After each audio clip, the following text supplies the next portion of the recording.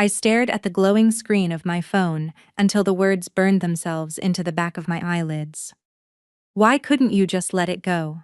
You know how Mom gets. You always have to make things a bigger deal than they are. Don't play the victim. You'll be home tomorrow. Apologize to my mother and we'll put this behind us. The letters sat there like a row of dull knives, neat and final. The only sound in the room was the slow, mechanical drip of the IV bag. My left cheek pulsed with its own heartbeat. 3 stitches tugged at the base of my skull every time I swallowed. When the night nurse came to check my temperature, she moved as though I might shatter. "Where is your family?" she asked, voice soft enough that it almost sounded kind. I didn't answer. Not because I had no family, because in that moment I understood, with a clarity that cut deeper than the corner of the shoe cabinet, that in the house I had spent 5 years fighting to keep, there had never once been a chair left for me when I needed to sit and beg for help. It began with a pot of beef stew. I came home past 7, still tasting the cold pastry I had forced down in the break room and the 40-minute pharmacy line for Carol's blood pressure pills. The moment I opened the door, the smell of burning meat hit me like a slap of its own. In the kitchen, Carol stood over the stove, scrolling through short videos, the stew already blackened at the edges. I dropped my bag and lunged for the burner. "Carol, the bottom is burnt. Let me remake it." She didn't look up. "You don't like my cooking? I'm worried it'll upset your stomach." "My stomach only hurts because of you." The phone slammed onto the counter. "My son married you, and you still can't give him a child. I can't eat or sleep because of it, and you have the nerve to talk about my stomach." I had heard those words for 5 years. At first I explained the doctors, the treatments, the time we both needed. Then I stopped explaining. I simply served the soup, set out the pills, wiped the blood pressure cuff. That night I was too tired to swallow the pain that usually pricked behind my ribs. In the living room, Chloe and her child had turned the sofa into a disaster zone. The child had stripped the leaves from the jade plant I had nursed for 3 years and dumped the soil into my slippers. I crouched, gathering the torn green, and said softly, "Sweetie, let's not touch this little tree anymore. It's having a hard time growing as it is." Chloe, mouth full of chips, smirked. "It's just a plant. Why are you making such a big deal? You're so petty. No wonder you and Mom don't get along." Carol's voice rose from the kitchen. "Who can she get along with? She walks around all day with that sour face. Say one word and she acts like some great martyr." I stood, dirt under my nails, and placed the pharmacy bag on the dining table. "Carol, I bought the medicine. You shouldn't eat the burnt stew. I'll make pasta." "Don't play the Good Samaritan." Her voice climbed. "I want to eat the stew I made myself. What right do you have to throw it out? In tough times, we ate worse than this. You're just disgusted by me. Don't think that just because you earn your little pennies, you can boss everyone around here." For the first time in 5 years, I did not back down. "Carol, I help pay the mortgage on this condo. I support this family too. I'm not bossing anyone. I just want us to live a normal life." The word normal was a red flag. She lunged. The slap cracked across my left cheek hard enough that the child in the living room froze. My ears rang. White fog rolled across my vision. Before I could steady myself, she shoved me in the chest, screaming, "How dare you talk back to me in my son's house?" I stumbled over the threshold. My head struck the sharp corner of the entryway shoe cabinet with a sound I will never forget. Blood ran hot through my hair and onto the light gray tiles I had chosen myself, because they were supposed to hide dirt. Blood, it turned out, does not hide. Carol froze for half a second, then recovered. "Stop pretending. I barely pushed you." Chloe raised her phone, lowered it again. "Mom, maybe we should call Julian." "Why?" "He'll come home and start feeling sorry for his little wife, and I'll be the bad guy." I lay on the floor, lips white, blood pooling. After 30 seconds, I found my phone. I did not call Julian. I dialed 911. When the ambulance arrived, our neighbor Martha was just returning from the store. Tomatoes rolled across the landing when she dropped her bag. Carol's expression flipped instantly. She began slapping her own thighs and wailing. "Oh, what a disaster." She just tripped and fell. I've been taking care of her all evening, and this is what she does. Why does an old mother like me deserve this? As they lifted me onto the stretcher, I saw Martha's eyes move from Carol's face to mine. She said nothing. She simply bent, picked up the scattered pharmacy bag, and tucked it into my hand. "Don't you worry, Ara," she whispered. "When you're feeling better, we'll sort all this out." At the hospital, the nurse asked for a relative's number. I gave Julian's. He answered on the third try. Wind howled in the background. Men laughed. Someone shouted, "Julian, you've got a bite." The nurse frowned. "Your wife has been injured and is hospitalized. Please come immediately." Silence. Then irritation, not alarm. "How bad is it?" "A head injury. She needs monitoring." "And my mom? How is she?" The nurse glanced at me. I closed my eyes. Half an hour later, he still had not arrived, only the single text. I turned the phone face down on the blanket. That night I did not sleep. My head throbbed, my cheek ached, my heart felt constricted, but my mind was sharper than it had ever been. I opened my notes app and pulled every transaction, every receipt, every contract, every utility bill from 5 years of marriage. Each file felt like extracting a splinter I had driven into my own flesh. At 2 in the morning I messaged Brenda, the HOA manager. "Brenda, could you open the main door for me tomorrow morning? I need to move my things out." She replied instantly. "But you're in the hospital," Martha told me. "What happened?" "I'm fine. Please don't ask questions. Tomorrow at 8. Thank you." A thumbs up emoji. Then, "Ara, I don't want to stick my nose where it doesn't belong, but what's happening at your place is completely out of line." I smiled for the first time that night. In my husband's family, I had most often been told to give in, to endure, to remember I was only the daughter-in-law. The HOA manager saying the words, "out of line," made me feel like a person again. At 6:30, I pulled the IV from my arm and signed the form against medical advice. The nurse protested that I was dizzy. I told her I would make no sudden movements. I was simply going to take my life back. I withdrew cash from an ATM, waited until Julian left for work, and Carol headed toward the hospital, then met the rapid packing team. In under an hour, every labeled item of mine stood in the hallway. I had swallowed a double dose of painkillers just to stay upright. Cold sweat beaded on my forehead. Several times I leaned against the wall until the hallway stopped spinning. At 9:30, Carol arrived at the hospital with Chloe, 2 friends from the senior center, and a pretty bag of shriveled apples. She spoke loudly the entire way down the corridor. "This daughter-in-law of mine, such a difficult character. Yesterday she was rude, fell down on her own, and now she's checked herself in. So dramatic. But what can I do? I'm the mother-in-law. I have to visit." They pulled back the curtain. The bed was empty, the blanket neatly folded. On the bedside table, only a plastic cup holding down the hospital receipt and a single dried leaf from the jade plant. Carol's smile vanished. Chloe looked under the pillow. "Where is she? Did she run away?" A nurse approached. "The patient checked out this morning." Carol's voice rose to a shriek. "How could you let an injured person leave? Who will be responsible?" The nurse looked at her coldly. "And where were you last night when she needed her family?" Carol turned pale, then red, and dialed Julian. "I was already across town, uploading screenshots, receipts, contracts, hospital records into carefully dated folders at a small copy center. The owner poured me hot water and offered ice for my face. I thanked him and kept working. I knew this family's habits too well. Carol would cry. Chloe would curse. Julian would blame me for making them look bad. None of them would ask how badly I was hurt.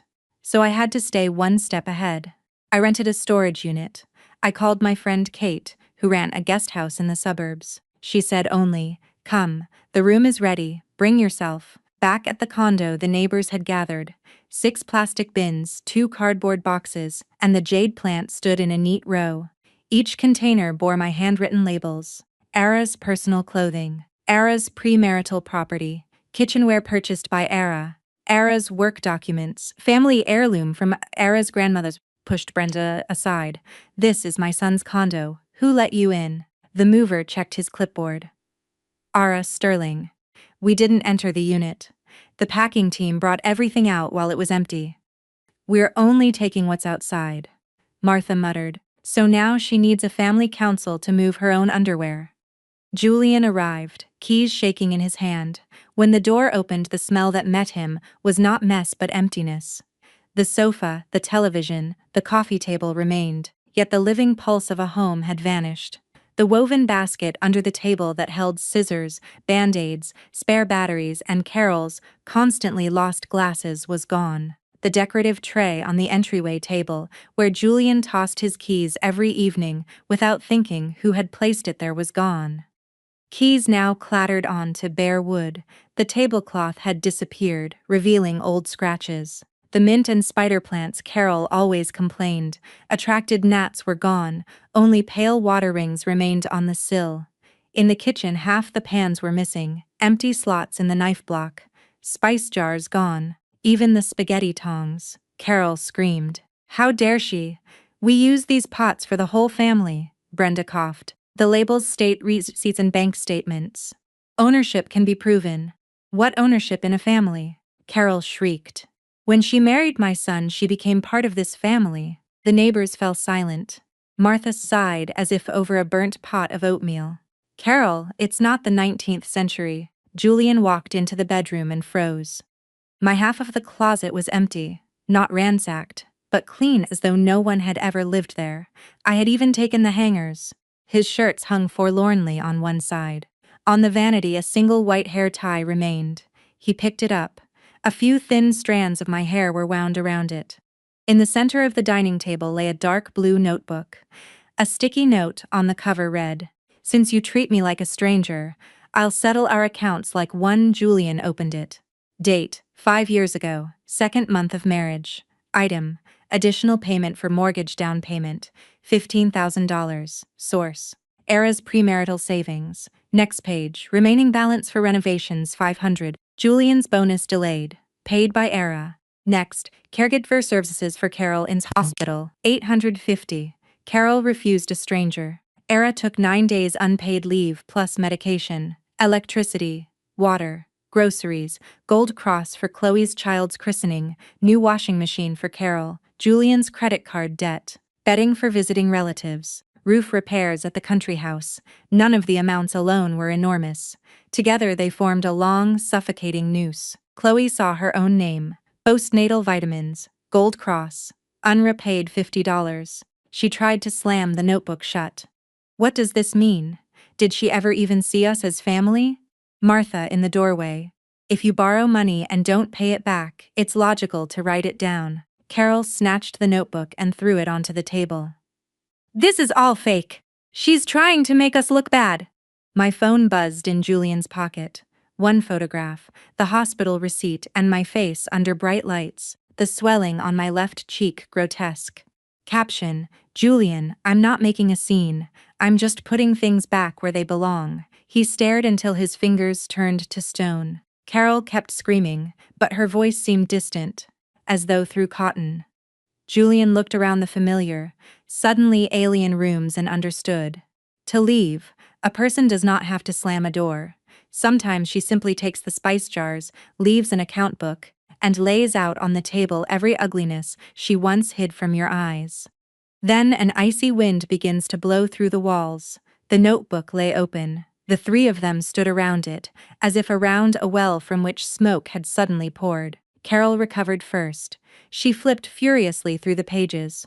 Who is she showing this to? She ate our food, lived in our house. Isn't it normal she spent some money? My son gave her his entire salary. Julian gave her a heavy look. Only yesterday he would have nodded. He had always transferred part of his paycheck to the joint account and spent the rest on fishing, bars, gear. He had even grumbled that I was too stingy when he wanted a third winter jacket.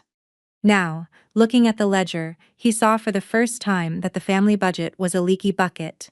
His money disappeared into the mortgage, utilities, his mother's medicine, his sister's debts.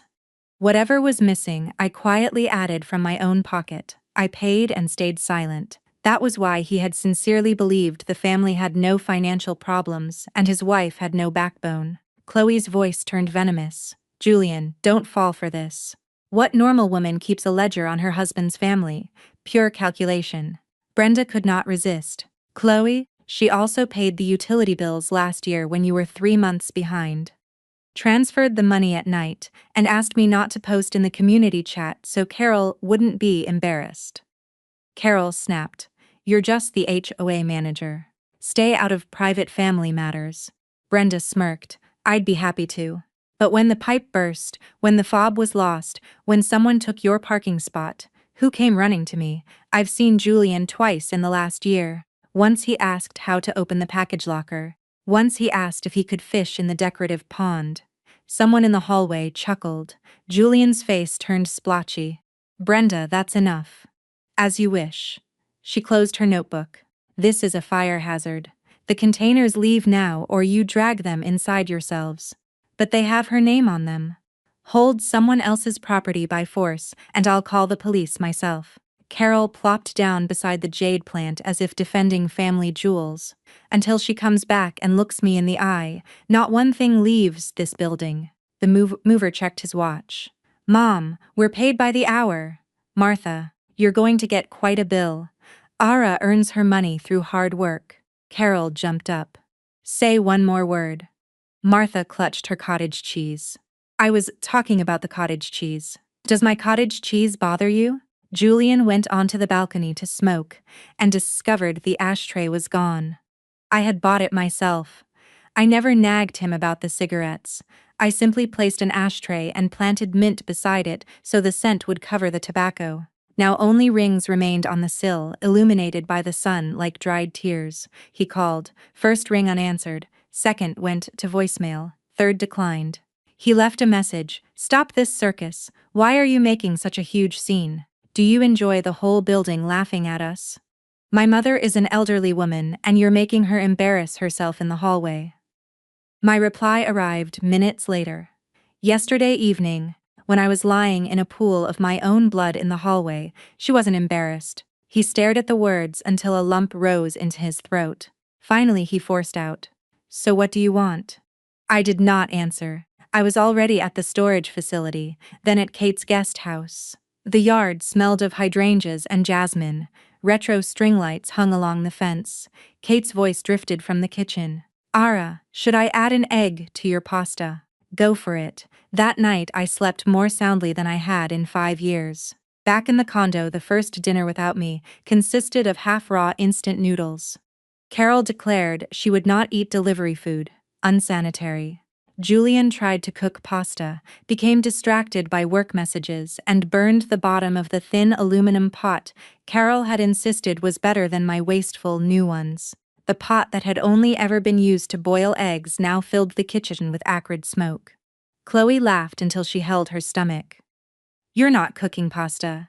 You're practicing alchemy, Julian flared. Then you cook. Chloe fell silent. My child is waiting at home. I don't know how to do all this. Carol glared. Your sister-in-law is a woman too. Why did she know how? Chloe blurted. Well, it's not like she had anything better to do. Dead silence. Nothing better to do. I left for work at 7:30, returned at 7, bought groceries, cooked dinner.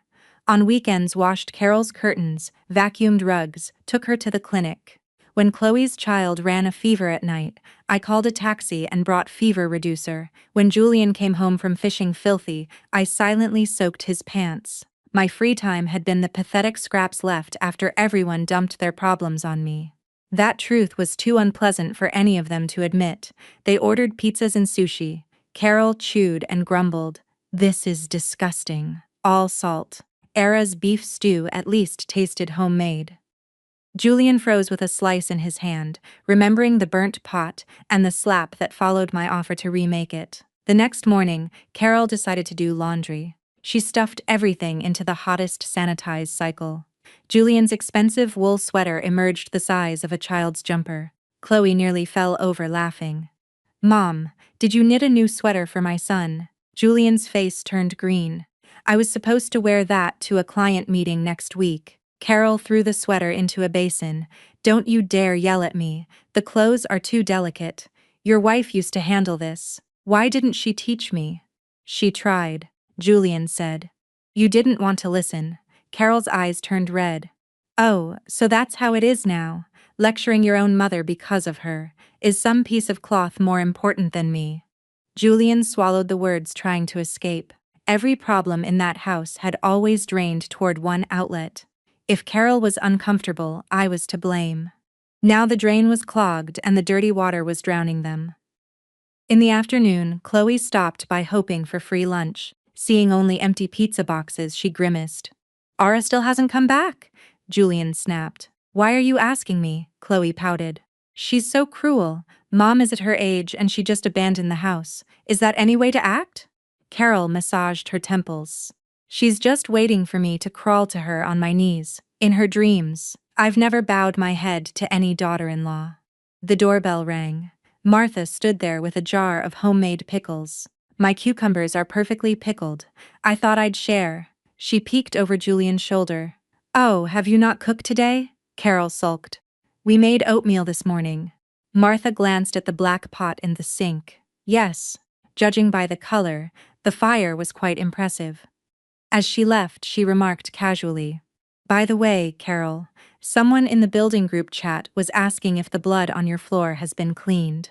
The kids are scared to walk up the stairs. Carol's face elongated. She opened the chat. A photo of the landing, blood pixelated but the light gray tiles unmistakable. Someone had written, "Whose place is this? How awful." Brenda had replied only that the cleaning crew had taken care of it. Carol typed frantically, "Please don't make assumptions. My daughter-in-law had an accident and fell. Nothing serious." 2 minutes of silence. Then Martha, "The main thing is that everyone is alive. Because yesterday, when they were carrying her out, her face was terribly swollen." Another neighbor, "And I heard screaming. It didn't sound like an accidental fall." Blood rushed to Carol's face. "Who is slandering me? Come out and say it to my face!" No one did. The silence felt like dozens of eyes watching through the screen. Julian snatched the phone. "Mom, stop writing. You're only making it worse. What am I supposed to be afraid of? I'm not guilty of anything." A person who is not guilty rarely screams so hysterically. That evening she went to the park and returned blacker than a thundercloud. Those old gossips. They're always sharing seeds with me, but today they all pretended to be busy. Nancy even asked with fake concern how poor Ara is doing, and looked at me like I was a criminal. Chloe sighed. Maybe stay home for a while. When Ara comes back, everything will calm down. She won't come back. So what am I supposed to do? Stop living? But deep down Carol knew that without me everything had gone haywire. No hot food, ruined clothes, gossip in the group chat, friends turning away. For the first time she understood that my quiet, friendly face had been the facade that earned her respect in the neighborhood. I bought her medicine, chose gifts for doctors, smoothed conflicts with neighbors. Even the photos she posted on social media to hide her flaws had been taken by me. Now the facade had crumbled and she stood in a biting wind, realizing all her authority had been built on someone else's patience. Julian called me that night, I answered. Wind and the quiet splash of water sounded behind me. I was watering the jade plant on Kate's balcony. Ara, where are you? Get to the point. His voice softened against his will. Can't you just stop this? The house is a mess. Mom isn't feeling well. Come back and we'll discuss everything behind closed doors. I was silent for several seconds. Julian, when I was home, it wasn't a mess. Not because messes didn't happen, but because I cleaned them up every day. Something tightened in his chest. So what do you want me to do?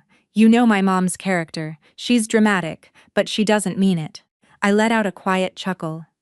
Well then, you take care of her. You're the one who wrote to me. Why couldn't you just let it go? You know how Mom gets. You always have to make things a bigger deal than they are. I hung up. He stood on the balcony with the phone in his hand. The setting sun illuminated the empty windowsill. He noticed a streak on the glass from a cleaning cloth. I had a strange habit. When I felt down, I scrubbed the windows until they sparkled. He used to laugh that I had nothing better to do. Only now did he understand those crystal clear panes were where I had wiped away resentment layer by layer. From the living room, Carol called, Julian, what's for dinner? For the first time, he did not rush to obey. The black burnt pot still lay in the sink like a silent witness. On the third day, Brenda posted in the building group chat. We request the owners of the third floor unit to come to the management office at 10 Leist and 00 a.m. We need to verify damages in the common areas and review security camera footage. A cleaning service has also been invited. Carol broke out in a cold sweat. Julian said he would go alone. Carol clung to him. No, you're a man. You won't be able to string two words together. They'll eat you alive. I'm going with you. She put on a burgundy cardigan, a silk scarf, lipstick. She knew these offices. Assertiveness was key. Shed a tear, wail about being a poor pensioner, and they would back down. She was mistaken. Brenda's office was crowded. The manager, Martha, Chloe, and a police officer with an open report. Carol tried the offensive. What is this circus? You called the police because my daughter-in-law tripped on her own?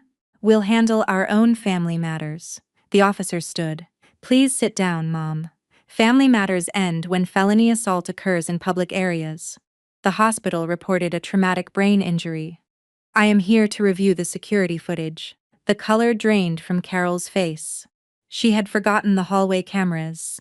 Or rather, she was so used to being queen inside her son's door that she had forgotten her power ended at the threshold. The video began. Footage from the neighbor's smart doorbell across the hall. Time, 7:08 p.m. Hallway light on, door open. I stood at the threshold holding the doorframe with one hand, pharmacy bag in the other. Carol's scream came clearly from inside. Don't think that just because you earn your little pennies you can boss everyone around here. My quiet reply. Carol, I just said the stew was burnt. Then Carol flew out and slapped me across the face. Dead silence in the conference room.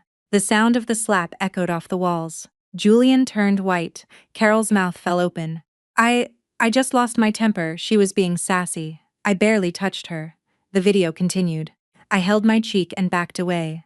Carol advanced, jabbing a finger almost into my nose. Chloe held her child and simply stepped aside. Then the hard shove to my chest. I slipped, fell backward, head slamming into the cabinet corner. The pharmacy bag flew, pill packages scattered across the landing. Carol froze for a second. Then she did not rush to help. She bent down and kicked the pills aside with her foot, as if they were in her way. The cleaning lady gasped. Martha's face darkened. Brenda paused the video on the frame of me lying on the floor, dark blood spreading under my hair. Carol's foot raised for another kick at the pills. Carol jumped up. Why are you showing this? Invasion of privacy. The officer cut her off. Mom, this is a public hallway. You claimed she fell on her own. The video shows you shoving her. Carol's lips trembled. She turned to Julian. Tell them. Your mother just had a flare-up. I didn't mean it. I just lost my temper for a second. She was being disrespectful. All eyes turned to Julian. His throat was dry. Mom, why didn't you help her? I was scared to death when I saw the blood. We called the ambulance afterward. Martha could not stand it. Ara called the ambulance herself. It wouldn't be my business if I hadn't seen her lying there, paler than a ghost, while you stood over her screaming that she was faking it. Carol began slapping her thighs for pity. What have I done to deserve this? I gave my life to this boy and now everyone makes me out to be a monster. Then the security chief played the second video. Time, 8:45 p.m. Ambulance gone. Only Carol and Chloe on the landing. Carol furiously scrubbing the floor with a mop, cursing. That wretched girl caused me problems so late at night. When Julian gets back, I'll show him how to let his wife get out of hand. You can't spoil women. If she tries to blackmail me with the hospital, I'll tell Julian to divorce her altogether. He's my son. He'll always listen to me in the end. The video stopped. Only the hum of the air conditioner remained. Julian's face was a plaster mask. He was not a peacemaker or a husband. He was a convenient club in his mother's hands. Carol panicked and rushed toward the projector. This is humiliating. She turned to her son. Your wife has walked all over me. I'm trying to keep her in line for your sake, and now you're lecturing me. Julian said quietly. She's my wife, not a dog for you to keep in line. The officer closed his notepad. The picture is clear. Carol, you are lucky Ms. Sterling has temporarily paused pressing charges. Otherwise, I would be arresting you for assault right now. This video is now official police evidence. Do not let there be another incident. Carol sank into a chair, wordless. Brenda pushed papers toward Julian. Damage to the plaster cleaning bill. I need the owner to sign. Where is she now? Julian asked sharply. Brenda shook her head. She didn't say. Martha sized him up. Julian, when your wife ended up in the hospital, you were on a fishing trip, weren't you? Julian's face twisted. Brenda opened her phone. Someone in the local fishing group chat posted screenshots. Pete from the next building is in it. Timestamp 1 client AM. Your wife is getting stitches and you're in the comments writing, fishing heals the soul. Awkward silence heavier than any insult. Leaving the office, Carol squinted in the bright sun. Every passerby seemed to stare. Nancy from the senior center walked toward her with her dog. Carol opened her mouth to greet her. Nancy backed away. Carol, my phone is ringing. I have to go. Julian's phone chimed. A photo from me. The jade plant on a sun-drenched unfamiliar balcony, blue spray bottle beside it, water droplets glistening on the leaves. Caption, it changed its pot. So did I, he bombarded me with messages. First the husband tone, Ara, this has gone too far. Time to cool down. Where are you? Second, resentment. I admit I was wrong not to come to the hospital, but I didn't know it was that serious. You know my mom. She acts first. Thinks later, silence. Third, anger. You left the video with the HOA. That's going too far. Do you want my mother unable to walk down the street in peace? This time I answered, and when she was swinging her fists, was she thinking about whether I could walk down the street in peace? He stared at the screen. A stone rolled in his stomach. He wanted to accuse me of cruelty, but the camera images flashed. His wife of 5 years lying on cold concrete. No one picked her up. No one asked how much it hurt. They even kicked her medicine away. In helplessness, he threw the phone onto the sofa and clutched his head. Carol sat with red eyes, still unwilling to surrender. Why are you even writing to her? She thinks she's a queen now. Just ignore her a few days. She'll come running back. Julian no longer believed that mantra. On the 5th day, the apartment descended into full chaos. Carol demanded oatmeal cooked with milk, not water, just a pinch of salt. Julian burned the first batch, produced gray sludge the second, managed something edible the third. Carol took 1 spoonful, grimaced, opened her mouth to criticize, and stopped. Dark circles under her son's eyes. He hadn't shaved in days. He looked gaunt. For the first time it occurred to her that her son could also get tired. The thought made her uneasy. Before, she believed her son was a treasure, and the daughter-in-law should solve every problem. Fishing was stress relief. Inability to cook was normal for a man. Now, looking at his exhausted face over vile porridge, she realized her love for her son had been sustained entirely by another woman doing all the dirty work. She could not admit it. In her entire life, she had never admitted she was wrong. That afternoon she complained of dizziness and demanded to be taken to the doctor. Before I made the appointments, calculated travel time, brought water, wipes, mints, medical records. All she had to do was get dressed and grumble that I walked too slowly. This time Julian took a half-day off. They stood in the wrong line for 20 minutes. Carol caused a scene in the lobby. What kind of mess is this hospital? When Ara brought me, we never got confused. Julian, clutching a crumpled slip, hissed, Mom, for God's sake, be quiet. Her eyes filled with tears. I feel sick and you're yelling at me. The examination revealed nothing serious. Less stress, the doctor said. On the way back, Carol moaned. How can I not be stressed with a daughter-in-law like that? I'll be in my grave soon. Julian's patience snapped. Mom, you're the one who beat her so badly she ended up in the hospital, dead. Silence in the car. Carol slowly turned her head as if seeing her son for the first time. Repeat what you said. His lips trembled. He remained silent. Some words require courage only the first time. To repeat them, you must be ready for consequences, and he was still too weak. Yet the crack had already formed. After lunch, Chloe dropped by, settled on the sofa, took out my crystal fruit bowl, sliced watermelon, and dripped juice onto the glass table. Julian exploded. You're here again? Chloe was taken aback. I came to check on Mom, can't I? If you're here, then just sit. Who's going to wipe the table? Who's going to take out the trash? Chloe pouted. Why are you taking it out on me? Ara used to clean all this in passing. She's not your maid. All three froze. Chloe recovered first. Oh, look at us so proper now. Just because your wife ran away, you're taking your anger out on me. Take care of your own mother. I have my own kids. She grabbed her bag. At the threshold she turned. By the way, Mom, that back massager you asked for. I ordered it. $120? Julian, transfer me the money. Julian laughed bitterly. She asked for it, you ordered it, and I have to pay? Carol defended her daughter. Chloe is just looking out for me. What's the big deal if you as her brother pay? Julian looked at them and suddenly saw the family as a dinner table. I had sat at the edge and everyone grabbed pieces from my plate. When I stood and left with my plate, the others realized none of them wanted to share their own. That evening I finally answered his call. I was in Kate's backyard trimming dry branches. The yard was small, full of hydrangeas and jasmine. From the kitchen Kate called, Ara, should I add an egg to your pasta? Go for it. The phone vibrated. Julian's voice sounded exhausted. Ara, Mom was at the doctor today. Her blood pressure is acting up. You always knew her medication schedule.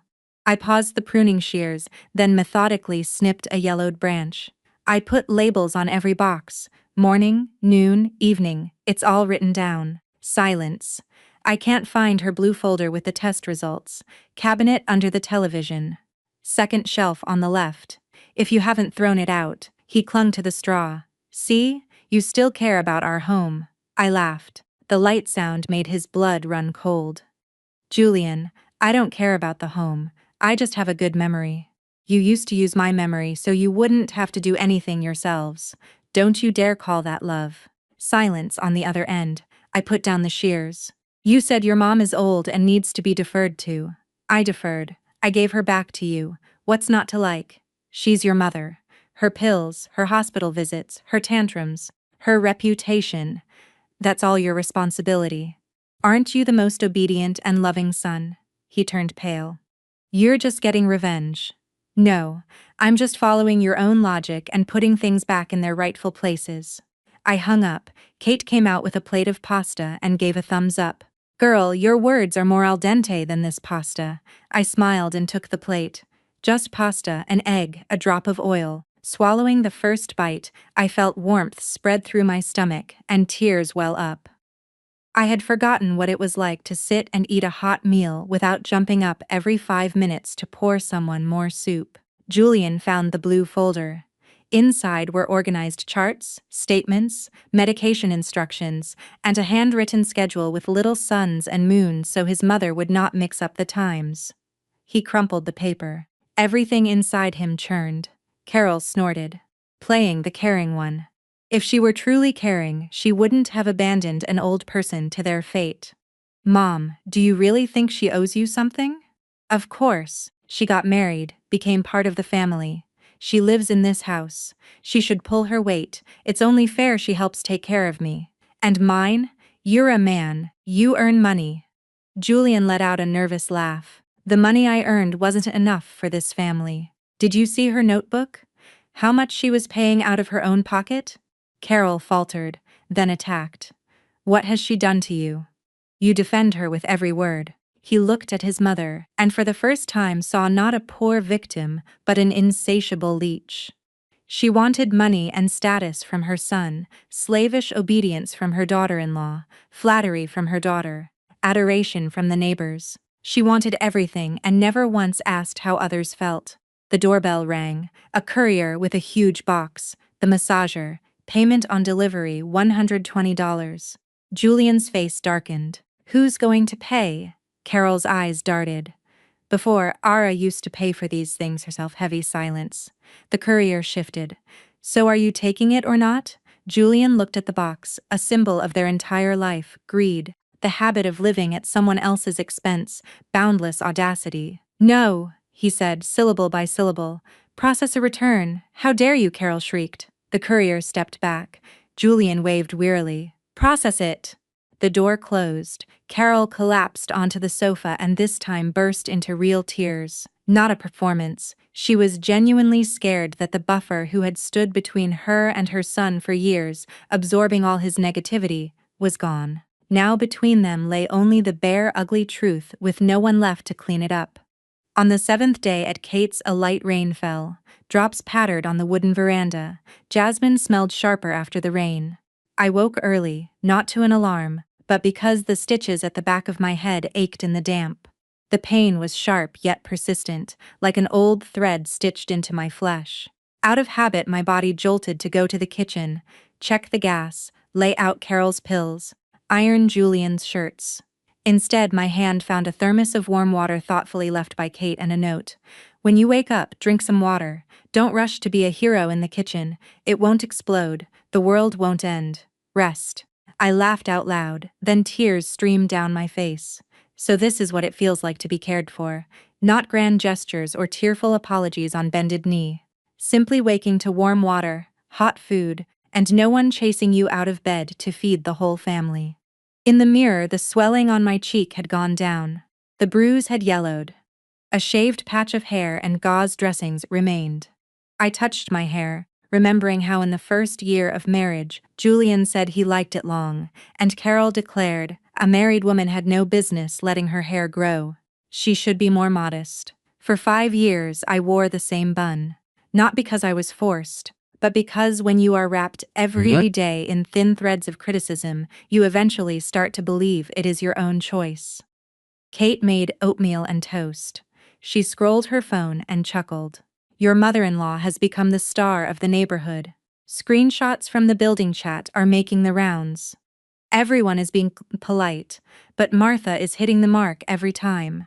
She mimicked, "Oh, those quiet people. God forbid you push them too far." I smiled into my bowl. "I love Martha. As soon as I recover, I'll invite her for dinner. She'll bring pickles and I'll need an appetizer." After breakfast, I repotted the jade plant. For 3 years it had stood in my husband's house. Carol grumbled it was useless, just taking up space. Chloe's child had nearly stripped it bald. Kate watched and gave her verdict. "This plant has a character as tough as yours. It'll survive." I sat on my haunches, carefully loosening the old soil. There were more roots than I thought, because they had been in a tight pot so long they had started to twist inward. I trimmed the rotten ones and added fresh soil. Watering it, I suddenly remembered my grandmother's old carved box. No gold inside, only an old brooch, a few faded photos, and a note. "Ara, my dear, life is not something you endure. It's something you take into your own hands." Back then, I had just married and found the words too harsh. I believed if I were compliant, domestic, and gentle, the marriage would eventually become happy. I had hidden the note at the bottom of my suitcase. Only now, packing my things, did I find it again. My grandmother had known all along. Women endure not because they have nowhere to go, but because they get used to thinking of someone else's cage as their sky. After lunch, I opened my laptop and compiled the second part of the calculations. The first notebook had been daily life and money spent. The second concerned the condo itself. Thinner, but much heavier. The mortgaged condo was in Julian's name. That had been Carol's main trump card. It's my son's condo, so know your place reality was more complicated. His parents paid the initial down payment, but I added my premarital $15,000. Half the renovations were paid on my credit card. Julian promised to repay in installments and forgot. Furniture, appliances, curtains, mattress, all bought by me. Most importantly, in the first year of marriage, to reassure me, Julian had handwritten a promissory note and agreement about my contributions. He said tenderly, "Ara, listen to Mom, we're one family. I won't hurt you." He wrote it and forgot. I did not forget. I was not mercenary. I simply trusted paper more than words. I scanned the document, made copies, placed them in a thick envelope. I did not plan to sue immediately. I did not want to turn my life into an endless soap opera of asset division. I only wanted to show them, on the last day, what their son's home was really made of. That evening, Julian called again. I did not answer. He flooded me with messages. "Mom is a complete mess. We can't manage without you. I admit I neglected you. Come back, and we'll start with a clean slate." A clean slate sounded nice, But when men suggest starting over, they usually just want the woman to forget the grievances, cover the scars, and make their lives convenient again. They do not want to change. They simply cannot stand the domestic chaos. Late that night, Kate drank tea on the veranda and asked, "Do you still love him?" I was silent a long time. The rain had stopped. Drops fell loudly from the roof into puddles. "I don't know. I only know one thing. The moment I think about going back to that condo, I can't breathe." Kate nodded. "Then don't think about love. Think about whether you'll sleep well tonight, whether you'll have a hot dinner, and whether someone will slap you for oversalting the soup." I smiled. The requirement seemed so trivial, yet many women did not even have that. At 11, Brenda sent a video. Carol stood at the building entrance gesturing wildly at Nancy, who backed away saying her phone was ringing. Brenda's caption, "She's losing her status as our courtyard's prima donna." I laughed, then wrote, "Thank you. In a couple of days I'll need your help again. I need to gather them all at home, Brenda. Got it." Preparing for the final boss fight, I looked at the envelope of documents. No, not a fight. Just the final chord. That night I slept more soundly than ever. No dreams of screams or slaps or icy messages. I dreamed I was washing a huge transparent window and pure light poured through it. In Julian's condo the night was only beginning. Carol's blood pressure spiked. She moaned she was dizzy. Julian jumped up to find the pills. I had labeled them morning, evening. Carol had ripped the labels off in a fit of rage days earlier. He fumbled through blister packs, not knowing what to give now and what tomorrow. For the first time he did not try to dial my number. Not because he did not want to, but because he understood it no longer mattered whether I picked up. What mattered was that I was no longer his safety net. Carol decided to use her ultimate weapon, relatives.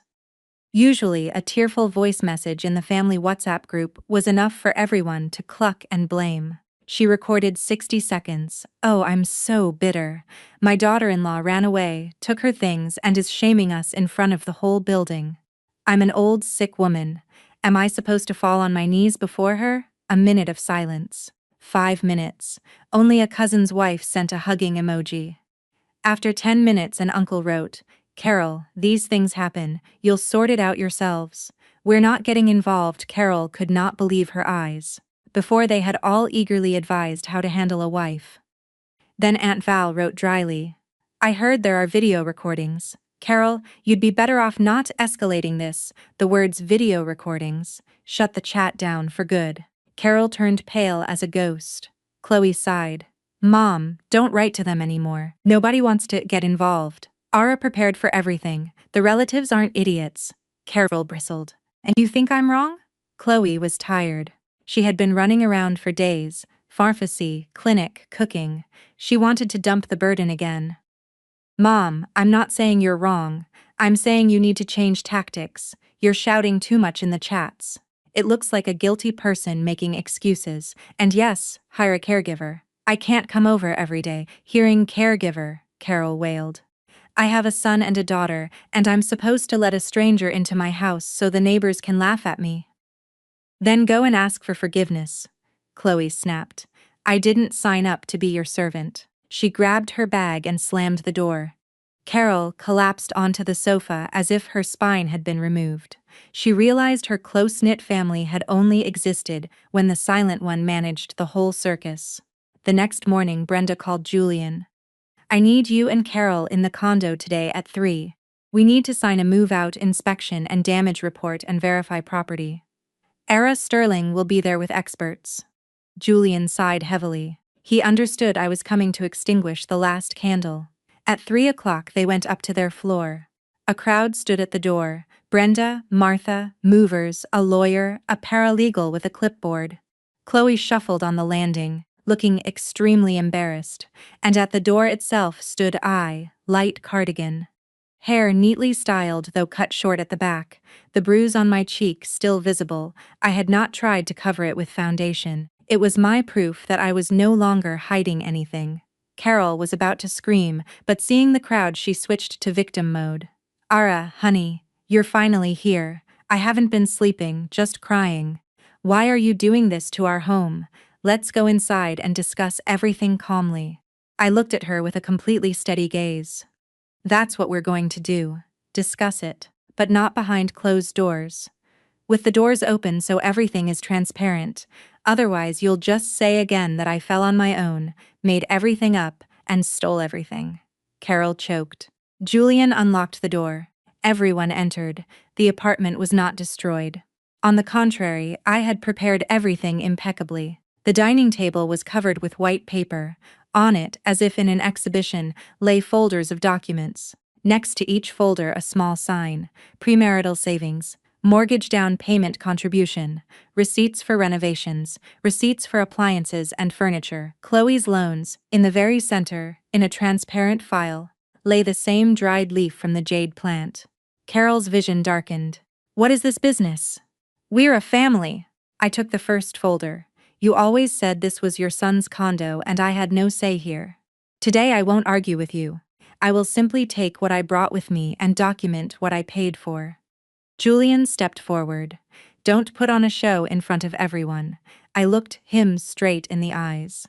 And when your mother was screaming at me in front of the neighbors while I lay in my own blood on the floor, why didn't you think the show needed to stop then? He fell silent. I opened the renovations folder. When we were renovating, your mother said a designer was expensive and a woman should know how to create coziness herself. I drove to hardware stores after work, chose tiles, cabinets, curtains. The remaining balance was $2,500. I paid with my credit card. I pointed to the kitchen. You complained these cabinets get dirty easily. Then Julian bragged to all his friends about how bright the kitchen turned out and what great taste he has. Martha snorted into her fist. Julian's face flushed. The paralegal and movers methodically checked appliances against receipts. Robot vacuum, blender, expensive orthopedic mattress, living room curtains. Carol could not take it. She lunged at the washing machine and wrapped her arms around it. I'm not giving this one up. What am I supposed to wash my clothes in? I came closer. I bought this machine. Here's the receipt. You said it yourself. Strangers' things have no place in our home.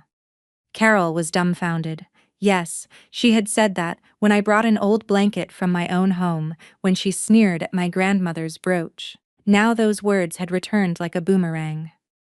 Are you trying to drive me to my grave? She trembled. My lawyer gently intervened. Carol, if you can't control your emotions, please sit in the hallway.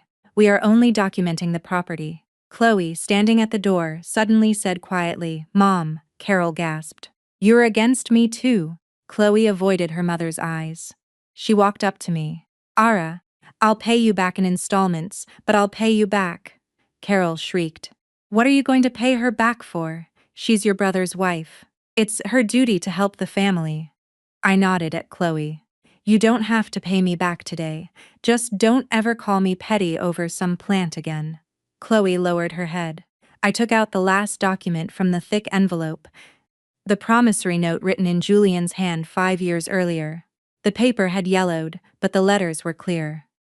I, Julian Miller, confirm that the sum of $15, the zeros in from the personal funds of Ara Sterling, was contributed towards the mortgage, as well as $2,500 for renovation. Julian saw his signature and turned as pale as a sheet. Carol tried to snatch the paper. What is this? Did you trick my boy into signing this? I moved it away. For the first time my gaze turned truly cold. You still think the whole world is tricking your boy. He's over 30, he's not a child. What he signs and how he acts is his responsibility. Julian whispered, I acknowledge this debt. Carol hit him on the shoulder. What are you acknowledging? If you acknowledge it, she'll bleed you dry. This is your condo. Let her get out of here without a penny. Who needs her? I looked at my mother-in-law and suddenly smiled sincerely. There was no bitterness or anger in the smile, only crystal clear understanding. You see? You finally told the truth. You're not afraid the family will fall apart. You're afraid I won't give you money and free labor anymore. You don't want me to come back. You want the free maid, nurse, cook, and lightning rod who covered up all your ugliness to come back. The condo became eerily quiet. Carol opened and closed her mouth like a fish, but could not utter a sound. I had hit the nail on the head. Chloe stood by the door with red eyes. She had not suddenly become a saint, but at that moment she realized she too had been pressuring me with her selfishness for years. The movers carried out the last box. I went to the entryway table and took out my keys. A wooden keychain with the word, home, burned into it hung from the ring, a gift from Julian on our first anniversary. I removed the keychain and put it in my pocket, then placed the set of keys on the bare tabletop. The metallic clatter sounded like a judge's gavel. Julian, you said I wasn't worthy of this home. Well, I no longer lay claim to it. What I brought, I'm taking. What you owe, we will settle through lawyers. From now on you can live as your own happy family by yourselves. His eyes turned red. He took a step toward me, trying to take my hand. I stepped back. There was no revulsion in the gesture, only acknowledgement of the end. Carol suddenly went limp, collapsed to the floor, and began to wail at the top of her lungs. Oh, what have I done to deserve this? My daughter-in-law is tormenting her mother-in-law, and my own son can't say a word. Just let me die. This time no one rushed to pick her up. Even Julian stood motionless. He looked at the half-empty living room, the gaping void of the windows, the keys on the table, and finally understood. It was not that I could not live without this family. It was that their family had only existed because I held it up on my shoulders. I picked up the pot with the jade plant and walked toward the door. Martha moved aside, clearing a path, and said quietly, "Ara, that's a good, strong tree." I smiled. I changed the soil and it came back to life. I entered the elevator. Brenda pressed the button for the ground floor. Before the doors closed, I took one last look at the condo. The windows I had polished to a shine, the stove where I had cooked soups, the resentments I had swallowed, the pieces of my soul worn down day by day. Now I had taken myself back. The doors slid shut, cutting off Carol's wails. Silence fell. I looked down at the fresh green leaves of the jade plant and said quietly, "We're going home." But this time I did not mean Julian's condo. After I left, the condo finally sank into silence. Not the cozy silence of a weekend, but the stillness of a house where the air had stopped moving. Once the houseplants, the smell of baking, and the warm evening light had disappeared. Carol took to her bed. Doctors found nothing serious. Recommendations remained the same. Regular routine, healthy diet, no stress. Without me, the word routine became an impossible task. Julian cooked his own porridge. The shadows under his eyes were so dark he looked 10 years older. Carol looked at him, and for the first time did not dare open her mouth to criticize. Her illusions had crumbled. Her sacred maternal love for her son had only been possible when her daughter-in-law shouldered every burden of daily life. She no longer went to the park to meet the other seniors. One day, Nancy handed her a bottle of water and said, "Carol, that was a golden girl." Carol grumbled. "She has a very stubborn character," Nancy replied. "Gentle people only become stubborn when their gentleness is trampled into the mud." A month later, Chloe started repaying her debt. With the first transfer, she attached a message. "Ara, I'm sorry for everything." I accepted the money and replied with 4 words, "Account closed." Moving on, Chloe stared at the screen a long time. She remembered how I always cooked her pork chops when she visited, and how she had taken it for granted. Sometimes silence hits harder than a scandal. Julian sought me out 3 more times. The first time he waited outside Kate's guest house. I was returning from a flower market with a pot of mint. He wore a wrinkled shirt. Before, I would have fixed his collar. Now I did not even look at him. "Did Mom send you herself?" I asked. He was silent. I smirked. "See? You even come to apologize for her like a courier. I'm to blame too," he said. "For what?" He began to list his faults: not coming to the hospital, sending angry texts, making me put up with his mother. I shook my head. "Julian, you only know how to admit guilt when you're the one who's hurting. As long as I was the one in pain, you were fine with everything." Those words pinned him to the ground. The last time he simply texted that he would pay back the money according to the promissory note and would take care of his mother himself. I replied, "Okay, the divorce papers from my lawyer will arrive next week, short, clear, without any ellipses. A few days later, he received a certified letter. Inside was the official divorce petition. He did not argue. He signed everything without reading. That door was closed forever. Later, I rented a small ground floor space in a residential neighborhood. In the mornings, a janitor passed by. In the afternoons, school children ran past. I opened a professional organizing studio there, calling it simply In Their Place. Kate laughed. Ara, the name sounds threatening. Everyone else has the magic of coziness, and you have something that sounds like a verdict. I smiled. I just help things go back to where they belong. My first client was a tired middle-aged woman who had recently gone through a difficult move. Standing amidst the chaos of boxes, she cried.